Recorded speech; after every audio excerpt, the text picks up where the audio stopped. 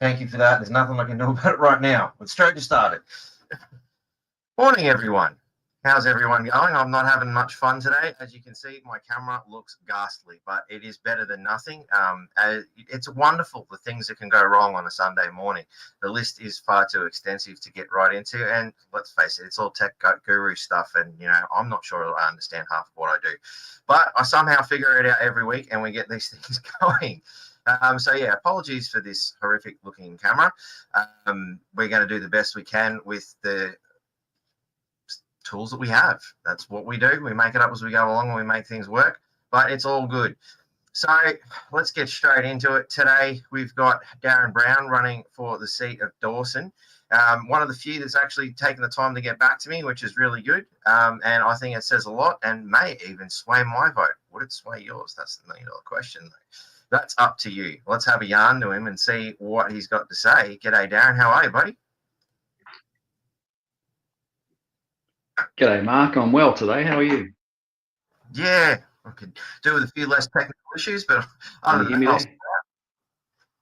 Bit of a delay. Yeah, there is a bit of a temporal delay. We're going to have to try and work around that as best we can. That's sometimes these things happen when we're surfing the internet like this. So we might start with a bit about yourself, man. Like we had a bit of a yarn the other day. It was interesting. I thought we were just going to line up a time. We ended up chatting for about 40 minutes, which is really, really good. I thoroughly enjoyed it, and let's see if we can replicate that as best we can. But you were saying a little bit about your employment and whatnot, and you had a really interesting story there as to how you became a One Nation candidate. Would you like to give us a little bit of a background and perhaps lead into that for us, mate? Yeah, okay. So my job's there to really go out to the mines, and I deal a lot with industry and mines and whatnot. And we sell warehouse equipment, workshop equipment. So a lot of it's mining related. And what happened was when the mandates come about, I couldn't do that job anymore, so I was forced off site, sort of thing. So certain sites wouldn't allow you on if you weren't jabbed, and so I had to go and take up. So I was out of work for some time and had to take up another role there in the agriculture sector, which got me away from the mining a bit, and a big cut in pay and whatnot, big upset to the family. But since that mandates have been relaxed, then I can get back out there again. So I've taken up another role. But the point is, what I didn't like about it is the overreach of the government, how they actually enforce these rules where you had to be jabbed, you had to be mandated, and affect a lot of people's jobs there, and changed everyone's lifestyle, really. So the reason why I got into One Nation as a candidate was because I had contacted One Nation and I asked the question, who's a local candidate? Because I wanted to focus my vote towards One Nation, and they said nobody. And then a week later, they come back and they said, "Look, would you be interested?" So I undenied about it, and so I put my hand up and said, "Yeah, okay, I'll do it," because we need someone to vote for One Nation. We need a candidate for Dawson. So otherwise, it would have been all those votes missing. I think that's wonderful, and I think we need more people like you to do that sort of thing. It's like, well, I haven't got anyone to vote for, and it's a comment I've seen online a bit lately. Actually, is, "Oh, there's no one I want to vote for." So, well, you could put your hand up. I've offered on many occasions to help people out. With my skills of tech and whatnot to get things going. Actually, I don't think I mentioned this to you the other day when we were having a yarn. The whole One Nation cartoon idea. Hello, I created that idea. I did the first one with Troy Thompson, and Pauline Hanson quite enjoyed the idea, obviously, especially once I explained to her that I think it's a great way to sort of reach out to people, particularly the youth, as a bit of a counter narrative to what I've seen a lot of the greenies doing with really simple, stupid cartoons. I'm like, well, why don't we do something a little bit more complex and actually educate the people so they understand what's really going on? And, she took that ball and ran with it, and, best of luck to her. I think it's a great, successful cartoon, and, always proud of myself for coming up with the idea. So but that's an example of the kind of things, you know, I can do. So it's unfortunate that I only just started talking to you in the last couple of days. It's probably a bit late to be able to do much for you, but next time round, should it be the case, don't hesitate to give us a call, man.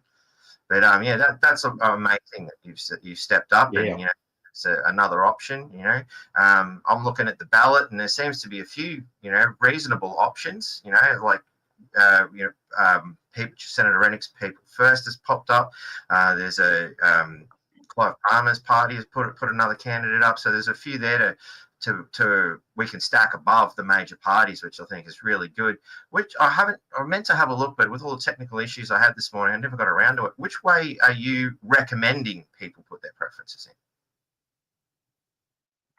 So look, obviously I recommend put One Nation first, but your second, third, and fourth, go for the minor parties. So your family first, your people first, your Trumpets of Patriot. So we're putting those first, and then out of the bigger parties, then it's down to, you got three left. So then it's Liberal, it's Labor, then Greens. Now I've had the comment on Facebook and things like that. How come, you know, the large parties are even on the ballot? Well, they have to be on the ballot. People have to understand it. They all have to be there, and they all have to be numbered. Otherwise, your vote doesn't count. But look, if we put those majors last, it's a step in the right direction. Definitely. And take a black pen.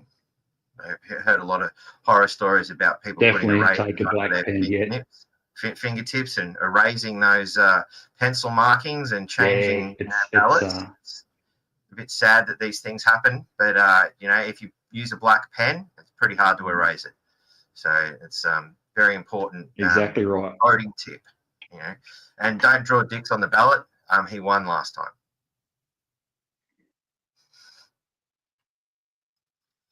So just dropped out there on the audio. No, you're all right, mate. We have these technical issues. So you know, you're you were saying you're based somewhere around Proserpine, sort of in the middle. The Dawson seat is quite a large seat, but encompasses quite a lot of mining stuff. So what have your experiences been getting around the general public and having a yarn, you know, particularly with people who are more hands-on, actually doing real work and producing stuff for our country, such as the mining industry? Yeah, so a lot of the people are very concerned with what's going on in the whole green agenda or net zero agenda. No, you've dropped out there, mate. Climate net zero comes in. You know, it's not too far away. Yeah.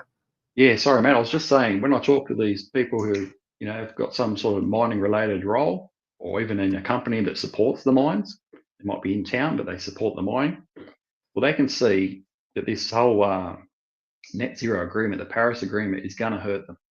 It's going to take away their jobs. It's going to take away their kids' futures. It's going to destroy the suburban towns that surround this area. And, you know, there's just, it's all negative what they're trying to do. So we're trying to fight for positive. We're trying to encourage the use of clean coal power stations. Mm-hmm. They want to shut them down. There's 28 at the moment. They're trying to shut them down. They want to leave 2 at the end. So, you know, they really should be turning that around and trying to and build new clean coal power stations. We send so much coal offshore, and the rest of the world is benefiting from that and cheaper energy, and we're not getting it. So there's that many ships sitting out there getting loaded up every day, gets shipped out offshore, and you know their economies are thriving, and we're paying the price.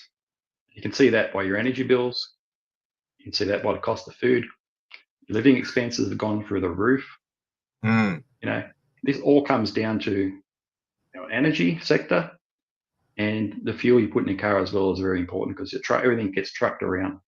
So if we can reduce that as well, you're going to see that in the bottom line, and you're going to have a better outcome for living expenses. We've got to try and reduce those, because everyone's starting to really hurt. They said the other day that your welfare groups there that are handing out food to people in need, they're knocking back 55% of people. So there's nothing to give them anymore. So we're in dire straits. We let these 2 big majors rule us, and they shouldn't be ruling us. They're actually there to serve the people, which I think they've forgotten. Definitely. Well, we're heading in definitely the wrong direction. And I think people are sick of this two-horse race, this red and blue team. They're Yep. swapping between each other, but there's not a lot of difference between them. So we really need to promote, the party like Pauline Hanson's One Nation Party, that we are freedom fighters. We're here for you guys. We're not here to rule you. We're here to work for you. And that message needs to get across. Yeah, definitely. Especially when, I've seen this week on that whole net zero thing, a little article sort of paired, UK scientists, hang on, I'm going to actually add to the stage. UK scientists want to block out the sun to fight climate change. Now, this is utter madness, like particularly seeing, they want to shut down coal-fired power plants and replace it with these huge monstrosities of solar panels, all over the place. Here in Townsville, we've got 2 massive solar farms that I think have a footprint almost as big as the town itself. You start blocking out the sun, how are we going to get power? Am I the only one that sees a problem with this? It's utter madness. Like geoengineers focus on methods to reduce the amount of sunlight reaching Earth. A key approach is solar radiation management, which includes spraying reflective particles into the air and using seawater to make clouds brighter. This is nuts. Have you seen this? I have not seen this. I know. I'll have to send you a copy, man. But I'm not surprised. You can see, you can see even their chemtrails. You look up every day and you can see those trails behind. They're trying to say, no, there's no such thing as chemtrails. Well, there is. Yeah. Well, there was a whole geoengineering component to the Snowy River Hydro, which amazingly got shut down not long after I started talking about it on this podcast, which was really funny. But, and we've got, the cloud seeding, Rainmaking Control Act of 1967 there in Victorian legislation. So you can't tell me they're not doing it. It's written in legislation. It's not a conspiracy theory when it's written in legislation. It's mind-blowing that they can still stand there and lie bold-faced to you like that. But we are living in some very dangerous times. Exciting in the other notion, because you see a lot more people are starting to sort of vote away from the major parties. The last election, there was a massive turn towards the smaller parties, and I'm hoping to see that turn around again. I'm guessing, you're probably feeling the same thing, and I've noticed that the Liberal Party seems to be preferencing One Nation above other parties at the moment, which I'm sure we can expect to see a little bit more One Nation action as a result. What do you think of that, mate? Yeah, I think that's the whole point of this vote. Even if we're getting some more seats there in the lower house and the upper house, we're going to have more of an influence on the Liberal Party. So we're going to be able to push through policies that do make sense. They're better for the country.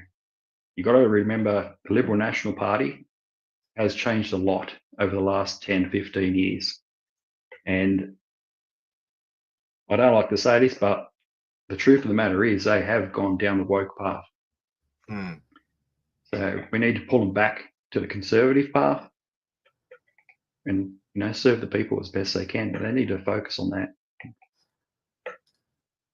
Definitely, man. So this week, obviously, the big news all over the place seems to be the welcome to country scenario. I think this article here from the Noticer was probably a little bit more fair to what was going on, as opposed to some of the other ones I've seen from, say, the ABC, where they just want to try and claim that these, people who are booing are neo-Nazis, like straight out with the bag of insults from the left.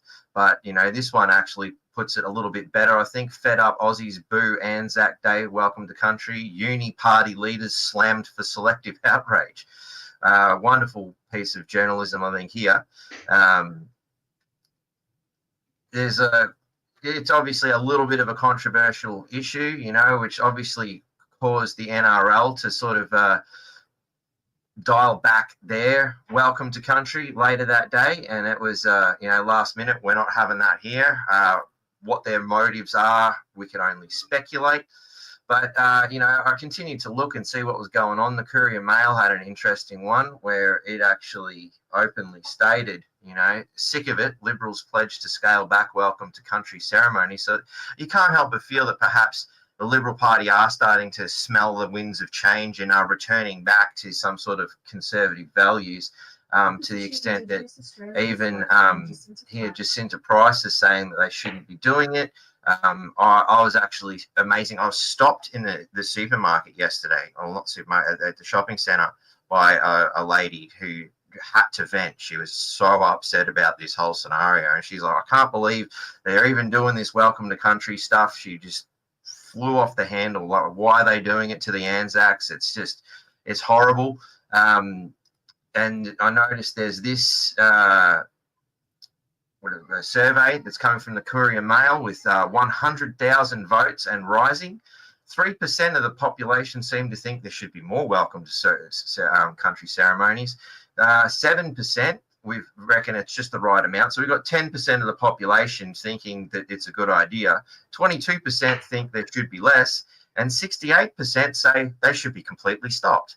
Now, if we're living in a democracy, I think the results here seem to speak for themselves, and that's actually better results than when I looked at this yesterday. It was actually 65% said they should be completely stopped at the time. If anybody would like to add their vote to this, I'm just going to drop this in the comments for you. Go to the Courier Mail and go in and click your vote, to add weight to the idea. By all means, get stuck into that. So I'm looking at this and I'm feeling pretty positive that Australia really is piping up in a good way and starting to fight back against this woke crap.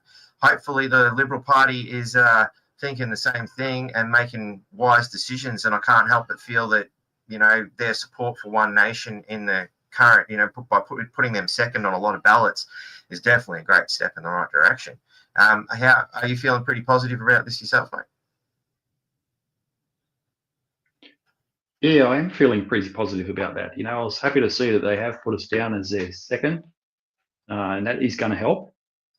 But we need to bear in mind that we still need to put One Nation first. I know there's certain things they'd like to say, like to do, sections of that party, but they can't. So I guess they're looking at One Nation to do that for them. But we need more power for One Nation, and hence we need more seats filled by One Nation candidates to get them across the line. We're not going to see change unless it happens. Yeah. I got another little video here. So, much like that lady who stopped me at the supermarket yesterday, which was completely out of the blue. Like, she just walked past, did you have a good day yesterday? I'm like, yeah, I had a pretty good day. How about yourself? And then she just launched into this, her views and whatnot. And I was looking online today and discovered, and the lady who stopped me actually turned out to be half Indigenous herself. So she was, in support of this shit's got to end, because it's not what Welcome to Country's about.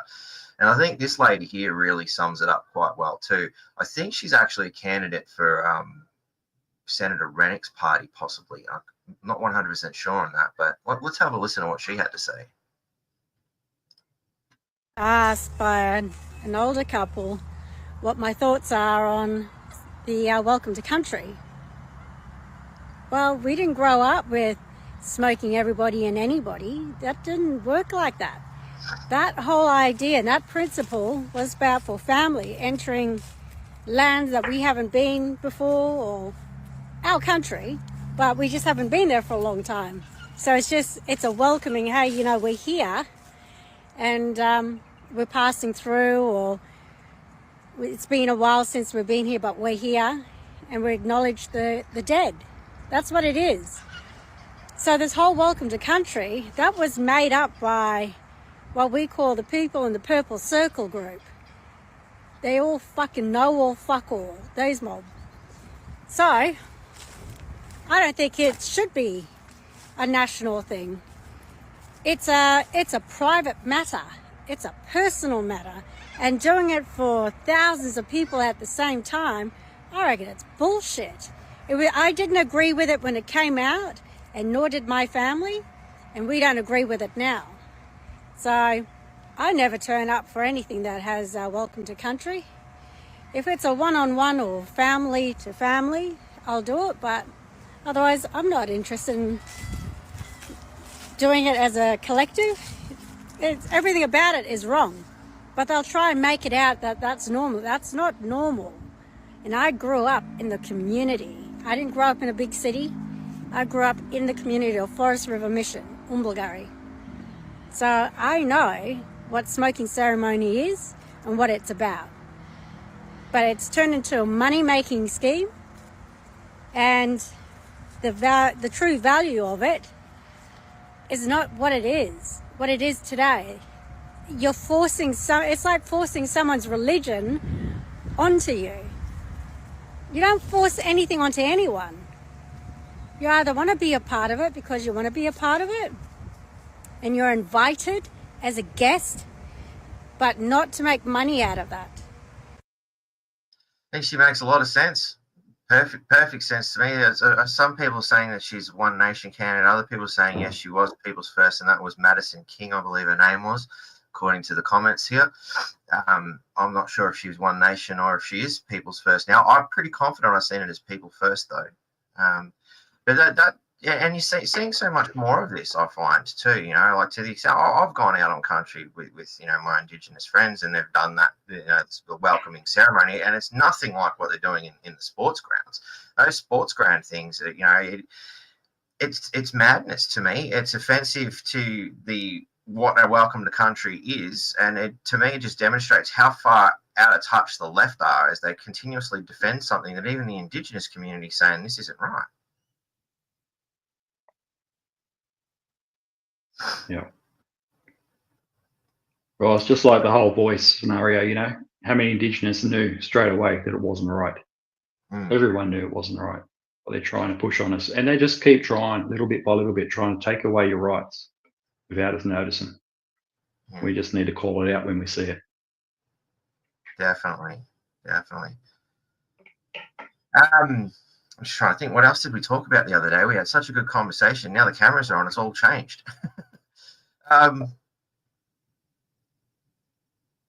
Actually, here we go. I've got another video here, which I think is a relatively important thing, bringing us into the more international market. Since you're running for the federal seat, it seems only prudent that we talk about, you know, some of the international things, but this does directly affect, you know, the health of Australians here, where we've got RFK talking about petroleum-based food dyes. So we'll play this video and we'll have a yarn about it, I reckon.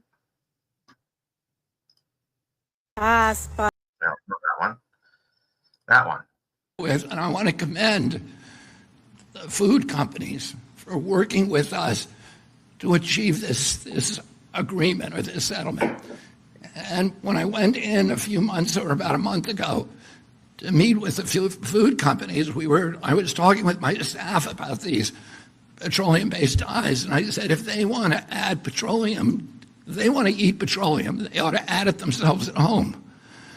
But they shouldn't be feeding it to the rest of us. And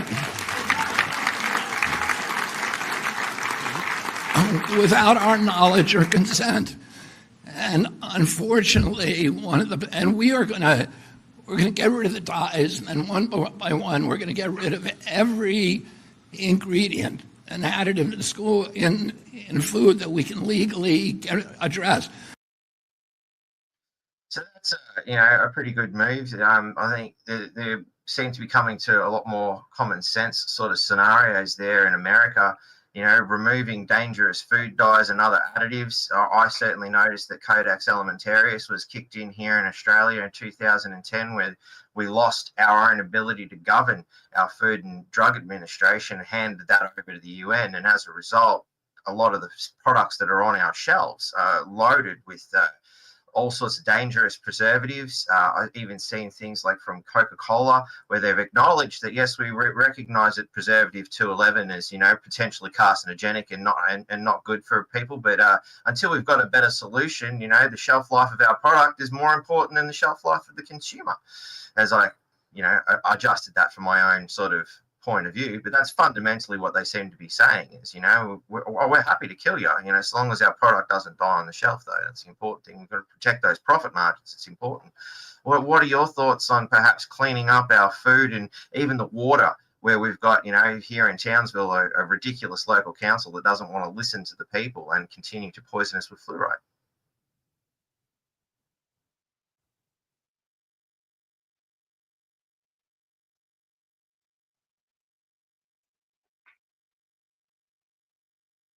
Sorry, I just missed a bit of audio there, but yeah, I did catch on what you were saying. But so are they still fluoridating the water in Townsville? Yes. Adding fluoride to it? Yes, they are. Yeah, see, there's been so much evidence that is doing more harm than good. I encourage everyone to have a rainwater tank and capture your own water and filter it and use that for drinking. Your preservatives in your foods, you've got to really wake up and realize what they're putting in and do the research on it.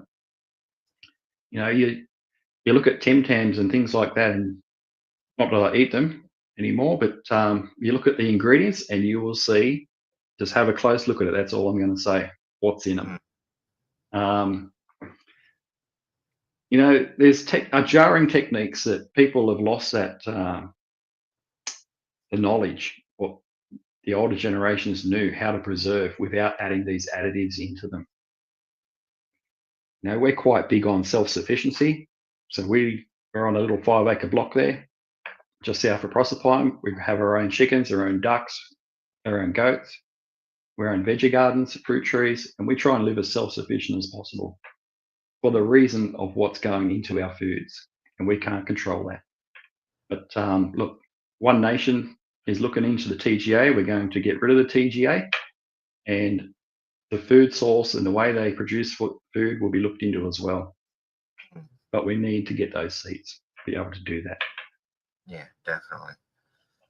Because a lot of people still have this, perhaps misconception that the government is there to look after them. But when they're happily allowing poisonous elements into our food and water supply, you can't be thinking that they're there to help us. That seems to be more like they're interested in helping corporations and whatnot rather than people. It's very, very sad stuff that we're looking at here. Very bad.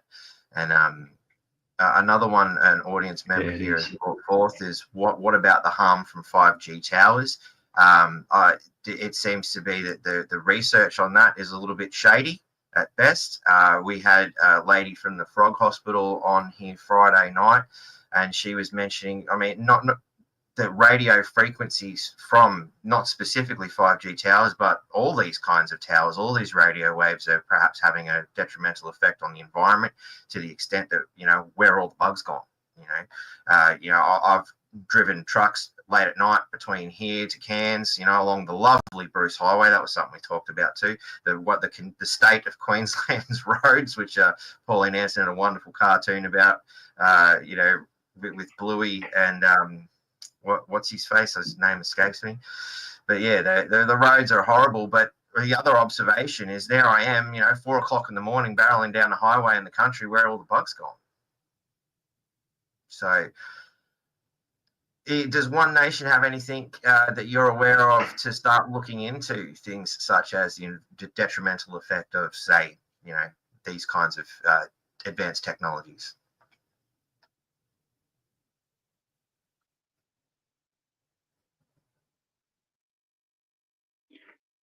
Yeah, it's nothing. I don't know anything what One Nation's doing anything with that at this point, but it's something that I plan to push if I get the power to do that, to really awaken the rest of Australia to what's going on, and that's really needed. But look, I need to have a closer look into that and try and push that sort of agenda where there is people being harmed by this environment that they're trying to make around us and pushing on us. They definitely need to do more research on these things as well. That's what I think is one of the big problems. As Deborah was saying on Friday, is they're not even looking to see if what these things are doing. You know, just slap happy. All right, nobody dropped dead today. We should be okay. Maybe we'll worry about tomorrow sort of attitude. You know, as long as we can push these things out, it's concerning stuff. Definitely concerning stuff. So it's good to know that you're interested in looking into that. But again, It definitely is concerning. The state of the Bruce Highway is obviously another one. Our roads, here we are, 2025. You know, I joked the other night, you know, I was expecting by this time, you know, having watched Back to the Future, to see hoverboards and flying cars. I think we need flying cars because we can't build roads. So 2025, we can't build roads. Maybe we should be looking towards hover converted vehicles so we don't have to end up with the back problem I've got, and perhaps whiplash and various other things that come from a result of a horrific state of roads. I know it's probably more of a state issue, but surely, you know, there can be perhaps some federal funding into, can we actually build a road that lasts, particularly here in North Queensland where we have extreme weather conditions?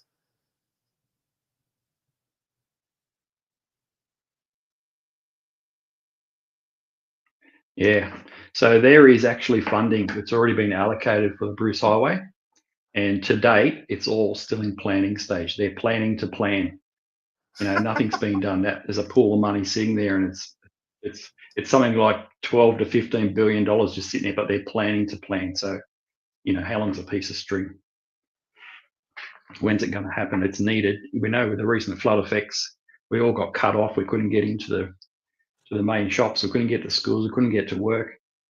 The road's just not built for its purpose. You know, it should be a 4-lane highway each way, 2 lanes each way. You get down to Gympie and the road just opens up, and you think, well, this is where the money's been spent. It's not being spent up here, and this is where we need it spent. You know, it's a major highway to get up north, and yeah, it's just a go track. Definitely. Sorry about the mic. I hope my mic's sounding better now. Robin just pointed out that it sounded really off today, and I just checked, and it diverted to this microphone that's built into this horrific excuse for a camera that I've got here. We'll definitely be looking into getting the camera sorted out, and you know, after this show's done, I think I'll be tripped down to JB Hi-Fi, I think. But hopefully that's sounding better now. I'm just trying to think, what else did we discuss the other day? We had a huge long yarn. That was really a good yarn too. I'm trying to replicate exactly how it all went down. So I guess what was the main driving force, I guess, that gets you thinking one nation's the way forward, you know, as opposed to, say, Senator Rennick's options, and you know, Clive's got his trumpet of the Patriots things. What exactly is it about one nation that sings out to you above the other parties? Oh, look, I've been a One Nation supporter for many years, and I've seen the writing on the wall for many years. What's going on? I really take a strong view as to how we're being led, and I'm really opposed to the government's ruling over us and not working for us. You know, there's the things going on in the economy with the outrageous government spending, which is driving the inflation up, but then they turn around and they hit the mum and dad who's trying to pay off their mortgage, and then it's up to them to try and reduce inflation by having 12 interest rate rises. So that's why it's hard to put food on the table. It doesn't only affect the person with the mortgage, it affects the person who's paying rent as well. Because the landlord's also having the same impact that he has to pay. You know, he or she has to pay 12 more interest rate rises. Well, he's got to pass that cost on to the renter. So everyone's hurting. All families are hurting. I don't understand why it's up to the hardworking population to try and curb the inflation scenario. You know, it doesn't make sense to me. We have no assets. You know, we could have government-owned electricity, government-owned power stations. It could be actually generating money, but no, they just rely on the taxpayer to keep things afloat, and that's a recipe for disaster. It's only getting worse, and you can see it. Yeah. It is madness. Like, everything's our fault too. Like, you know, it's our fault that we consume too much stuff. It's our fault that we make too much rubbish, but we're not the ones who have created the business model to be a throwaway society, for instance. It wasn't our idea to overspend. It wasn't our idea to overreact to, the China virus and go and borrow $1 trillion, which I believe ScoMo was the one who went and borrowed $1 trillion. And that's obviously going to have a huge effect on the economy as well. It's common sense, when you flood the market with that much extra money, that there's going to be a downside. Of course, Labor have inherited that problem, and it's even been implied that perhaps the Liberal Party intentionally lost the last election, knowing that this was going to happen to the economy as a result of insane overspending and that $1 trillion. Who we don't even know we've got to pay that back, and we don't even know who they borrowed it from. That's not transparency either. Where's the transparency from the Liberal government? Who did you borrow that money from, and what's the interest rate? How long is it going to take to pay this off? It's madness. It's utterly madness. Yes, Steve, he's running for One Nation. That's correct. Yeah. And there's no real focus on how that's going to get paid back, other than taking it from the taxpayer. It's maddening that we've got to inherit these problems. Another thing Leander's said here is it pisses her off that our cars have got to be roadworthy. And another thing is these things are put onto us. We've got to have a roadworthy vehicle, but the roads don't have to be worthy to drive on. That's a very valid point. It definitely feels like, we've always got to do the right thing, but the people who are supposed to be, looking out for us and maintaining society, they don't seem to have to do it. We're being held to two different standards. Exactly. Yeah. You can see they're trying to win votes. So that's why they're spending all the money in the southeast of Queensland. Up here in the north, we're forgotten. A lot of dollars come out of the north through the mining industry, through royalties. And it's not being fairly spread around. This has to stop. All we're asking for is a fair go. We're not asking for any handouts, but we do want a fair go.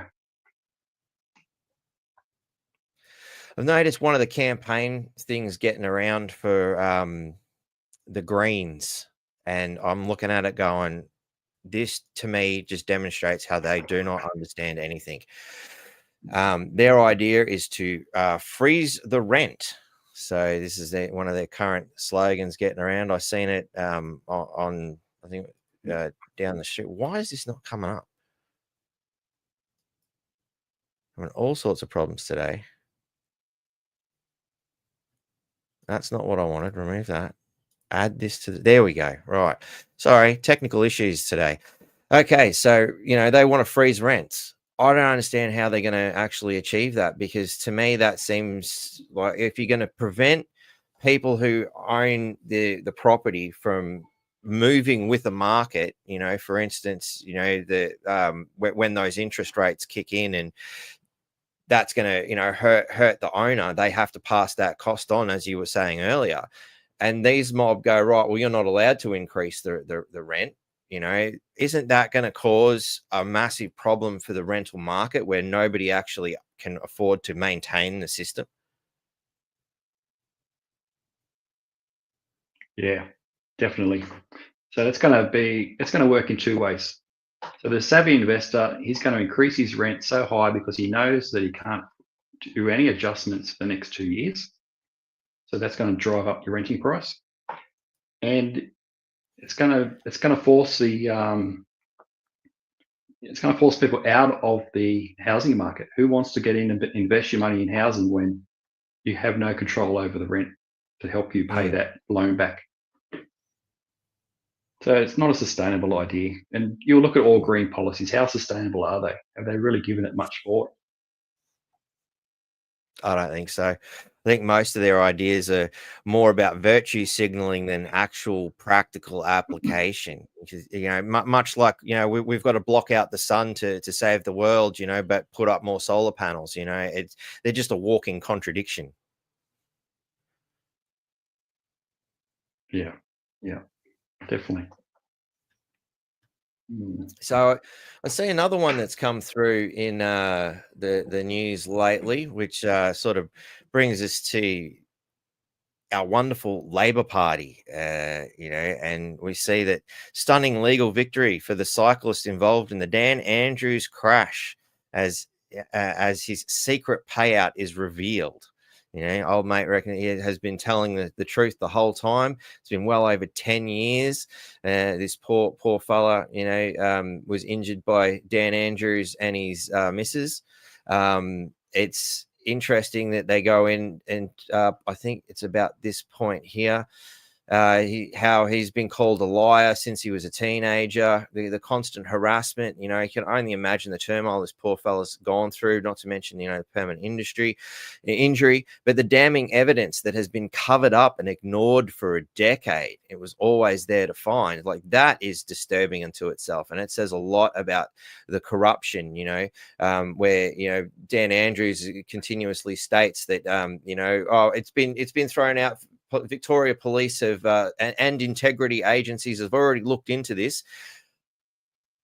It says a lot about the integrity of these integrity agencies and Victoria Police when they've been complicit in assisting this Labor goon from committing a horrific crime here.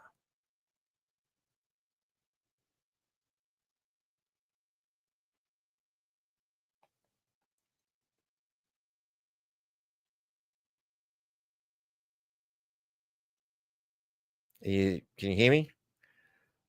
Have we dropped out, perhaps? I just got you back then, mate. Yeah, dropped out. That audio did anyway. Oh, sorry, mate.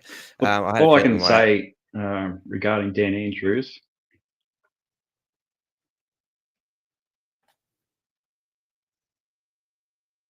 Yeah, I was saying all I can say regarding Dan Andrews is you can see why a lot of Melbourne people are leaving their state and heading north. The way he locked them down, the way he treats his people, it speaks for itself. And that just points a light to career politicians as well.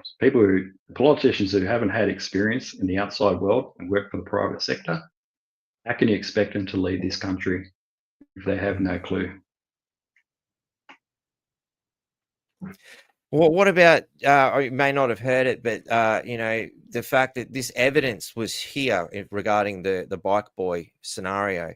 And this isn't an isolated incident. There's a lot of scenarios of this nature where Victoria Police and alleged integrity agencies seem to be severely lacking in integrity and are failing to investigate things properly, particularly when it comes to the crimes committed by Labor and their various politicians.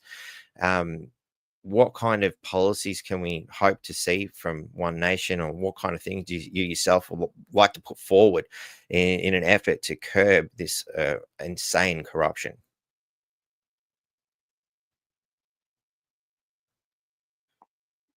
Yeah, audio's just broken up there a bit, but I get the gist.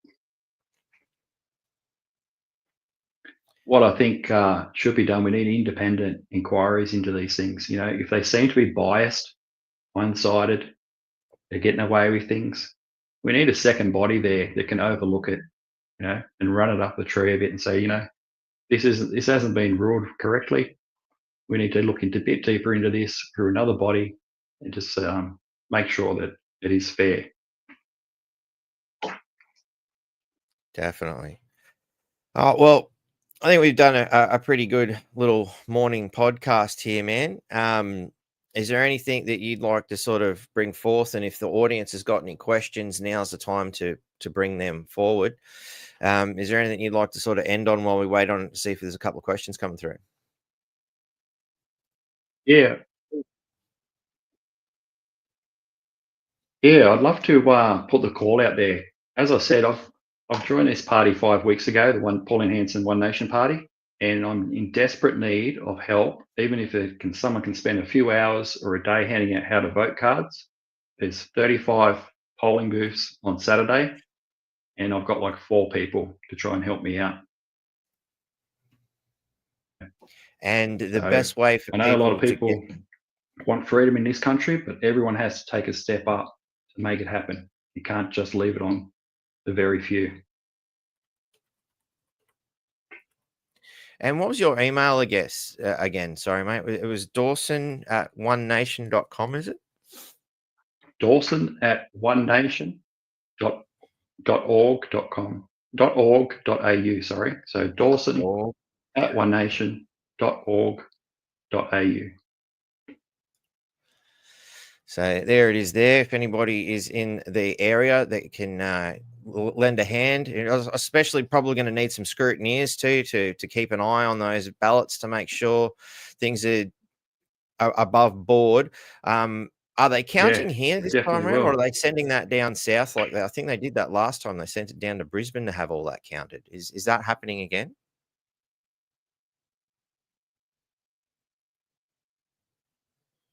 But sorry, you mentioned about Brisbane having the count. Yeah, I think they counted Just the break up there. ballots in Brisbane last time. Sorry, our signal here is really rough today. Do you know, are they counting the ballots here? Do you need scrutineers as well? Yeah, we definitely need scrutineers here as well locally. They actually are doing the counts on site. Yeah. So there you go, ladies and gentlemen. Drop him a line if you can help out. You know, every little bit helps. You know, I know we're all doing it tough, and you know, coming up with funds to help fund all the things that we need to do to keep freedom alive is a bit hard, but you can donate your time to help out. You know, there's lots of things that can be done. Even sharing the video around is another good way to help out as well. And it helps the network as well as Darren here. But yeah, definitely, if you can help out, you should definitely get in there and give it a hand. It's a bit of an eye opener, and of course, yes, great point there. Definitely take your black pen, ladies and gentlemen, when you are voting, because yeah, there's a lot of dodgy people out there, particularly on the left. We've seen the kind of rabid lunacy that we're up against here, and I think it was a comment that somebody else put forth here from Don, stated that Madison has even had death threats and tires deflated. These are the kind of things we're up against from the radical left. These people are insane. And have you had any sort of nasty repercussions come your way, I guess, as a result of running for One Nation? Yeah, we've had a few nasty words said to us as we're trying to, offer them the how to vote forms. But it's all part of it. We've got to have tough skin. We've got to have thick skin and let it just roll off. We're fighting this fight for the benefit of Australia and Australians. If we can all stand together and help that, so be it. Another thing I wanted to mention, I had to start up a Facebook page. I've never done anything with Facebook before. I started up for this running for Dawson. So if you get on there, you'll see on Facebook, Darren Brown for Dawson, One Nation Party. They can like and share that around as well. There's some information there as a electronic how to vote card. They can share that around too, which will be a big help. Have you got anything running on X as well, perhaps? No, I haven't got anything running on X yet, so I'll have to give that a try too. Yeah, I found X to be a little bit more supportive of the freedom side of things than Facebook has been, but I think there's a bigger audience on Facebook for the most part.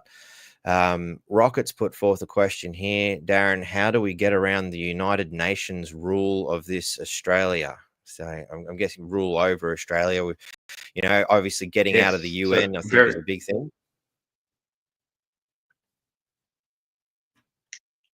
Yeah, so One Nation does have a policy in place to get out of the UN, leave the UN altogether, get away from the WEF, get away from the WHO. It's all there in policy to get out of it. We're probably one of the only parties that have realised, we need to get out of this. And they realised that pretty quick, but no one's been listening. If you want to get out of these things, you have to support the minor parties like One Nation. Definitely. And it's a real call. It's a real call to arms because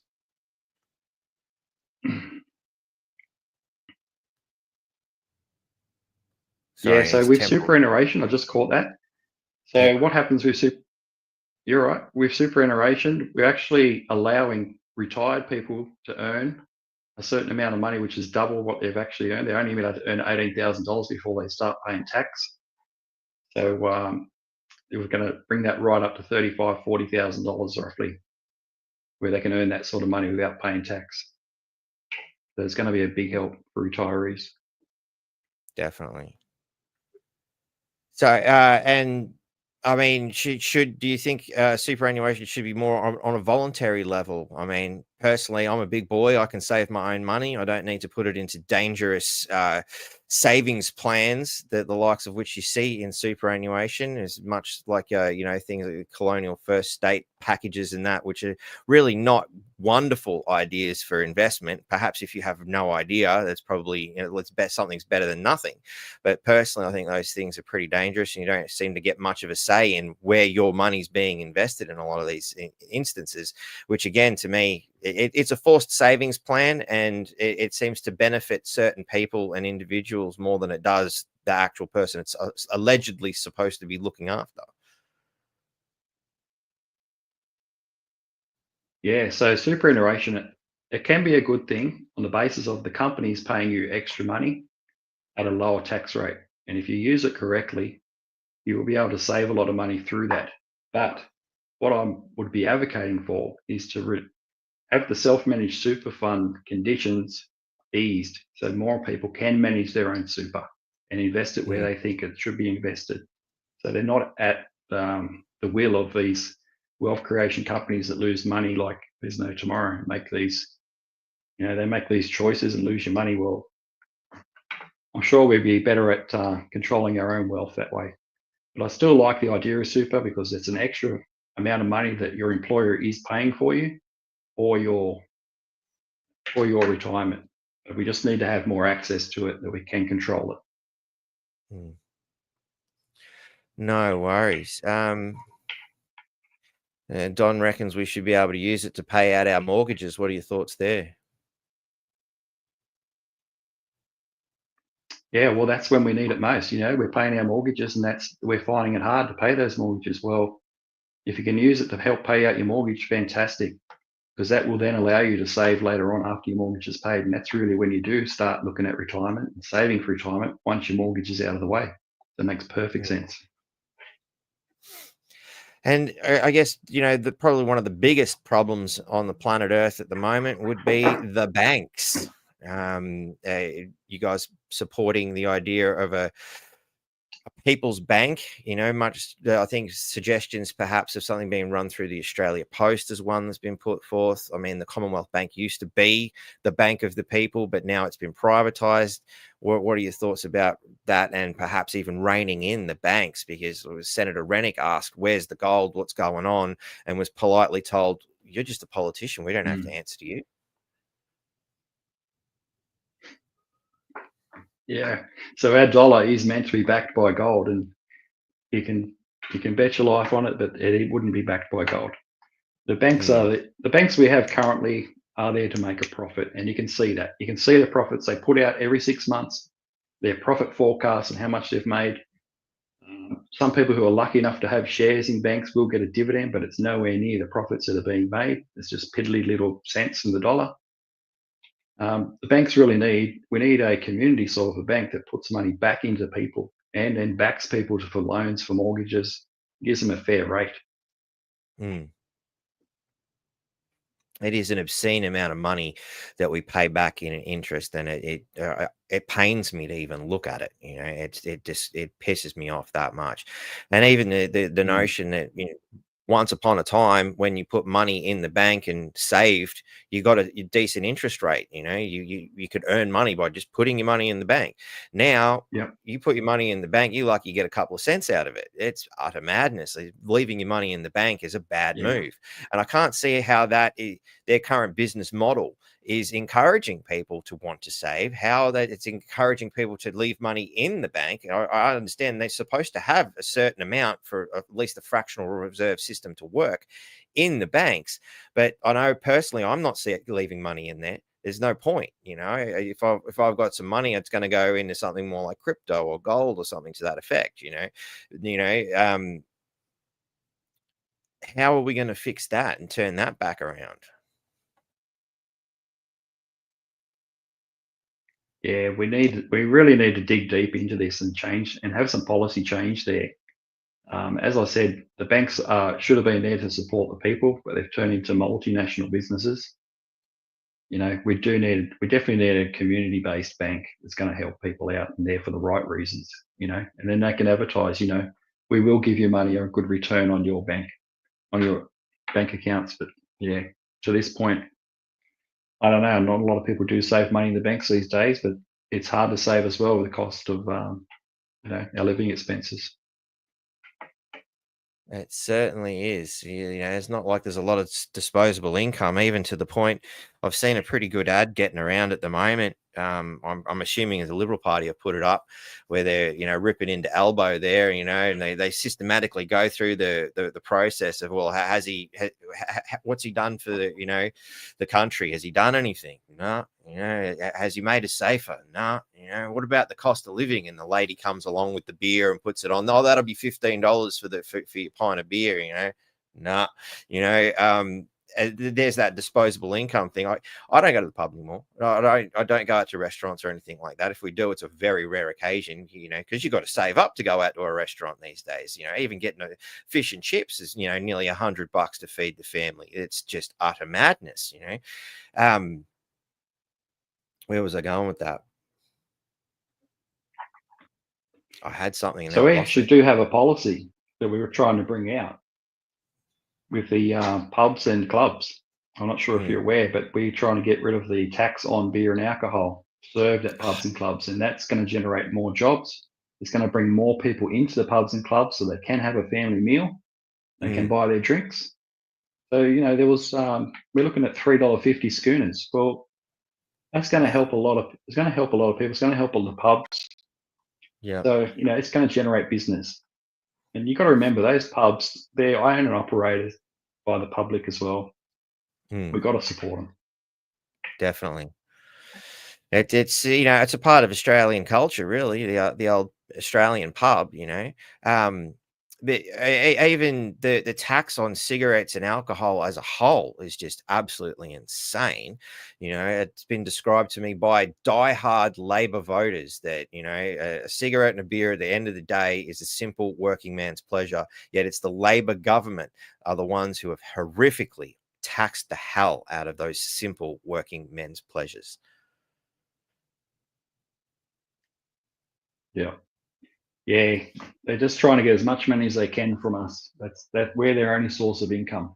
You got to look at other income streams. The government has to own more utilities. We used to own more utilities. You think back, I remember back in the 80s and 90s, we had utilities that were government owned. They had sources of income other than the taxpayer. Look, a lot has to be looked into this bracket creep as well. Yes. Tax bracket creep. You think you're getting a pay rise and you're moving up another $5,000. Well, actually, you could be entering into another tax bracket. So it doesn't mean that you're going to get that $5,000. You're just giving it away back to the government. Yeah. So we need to make some changes there. And there is a policy for One Nation that we're going to increase the minimum bracket there and increase the others to follow. So you'll get an extra $10,000, $20,000 tax bracket movement. Yeah. So they're the things we're looking at. But you have a close look at our policies online. You will see it's for the betterment of Australians, and people need to realise what's going on. Pay attention to what these parties are offering. Yeah. It all makes sense to me. Like, these policies make logical sense. And as we, look at the Greens policies, they make no sense and they're friggin' dangerous. It astounds me how out of touch people really have to be to want to be voting in that manner, and the desperation. And if you don't vote for us, we'll assault you and attack you. Like, yeah. Anybody who's conducting themselves in that manner is clearly not someone you want to support. Yeah, exactly right. Yeah. All right, mate. I think that's a good morning wrap. I want to thank you very much for coming on and having a yarn with us. I wasn't sure who I was going to put at the top of the ballots, but since you're the only one for Dawson to actually come through and have a yarn with me, I think you might have got my spot. I don't know about everybody else out there, but to me, somebody takes the time to come and have a yarn on the podcast. You've got my attention, because it's amazing how many of the others either won't answer you or don't have the time for you. Yeah, thanks very much for having me on. I really appreciate the getting out there and being able to speak to the people. Been great. My pleasure, Thank mate. Anytime you just drop me an email, or you got my phone number, give me a call, and we'll tee up another podcast regardless of whatever issue you want to have a yarn about. You just let me know, mate. You're always welcome here. Hey, that'll be great. I appreciate that. Thank you. No worries, mate. All right, I will catch you next time. Ladies and gentlemen, thank you very much for watching and sticking around. I think we've definitely got a good candidate here in Dawson, and I think might have just swayed my vote. I'm not telling you what you do or how to vote. That's up to you. But, outside of obviously put the majors last and Greens right at the bottom. No, they're my bloody nuts. Bloody nuts. So anyway, final bits and pieces. We've got the free 7-day trial of the Gaia network available. Link is in the description. Email me if you can't get to that link. Contact us on Telegram. I'm pretty sure I've got it there, but we'll put it there again. And $10 free $10 free Bitcoin on your first deposit with the link in the description as well. You get 10, I get 10. We all win. Why would you not want to do this? It's good, and it's a much better place to put your money than the banks, as we just discussed. And also, if you want to reach out to Darren and help him out in his campaign, Dawson at onenation.org.au. Drop him an email. I'm sure he'd greatly appreciate any help. Obviously, not everybody's capable of stepping up and having the courage that Darren has certainly shown and putting his money where his mouth is, which is great to see. But maybe you do have the ability to get behind him and help him out if you're not feeling that sort of courage that he's got. So, yeah, definitely drop him a line. I think it's worth the effort. So thank you all very much for watching. We'll be back later tonight with at about 8 o'clock, I believe we've set up. I'll have to check that time, but that's where we're aiming, about 8 o'clock tonight, with a bit of a news wrap to fill in for Michael, who's still not well and in hospital. So we're sending all the love and good vibes towards Michael and his speedy recovery. As I understand, he's got a bit of an infection now after the surgery. So really hoping he pulls through here. Send out them good vibes, and we'll have a bit more of a chat later tonight, ladies and gentlemen. Until then, stay safe. Don't get too many sips into you. It's Sunday. Tomorrow's a school day. So, that's why I'm on the waters today. Thank you all very much. I'll see you.